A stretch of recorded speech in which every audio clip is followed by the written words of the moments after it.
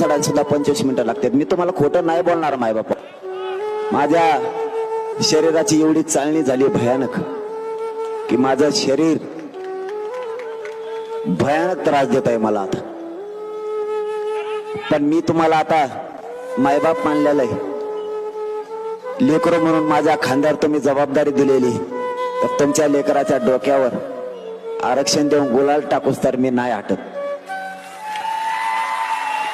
या उपोषणामुळे शरीर इतकं भयानक त्रास देत आहे की मला पायऱ्या चढताना उतरताना सुद्धा माणसाचा आधार घ्यायची वेळ आली. आता पहिल्यांदा मला माणसाचा आधार घ्यायची वेळ येत नव्हती, परंतु आता मला चढताना आणि उतरताना माणसाचा आधार घ्यावा लागतो. कारण या शरीरातलं पूर्ण रक्त कमी झाल्यामुळं आणि कधी माझा पाय ताठल किंवा कधी हात ताठल, कधी मुंग्या येतील सांगता येत नाहीये.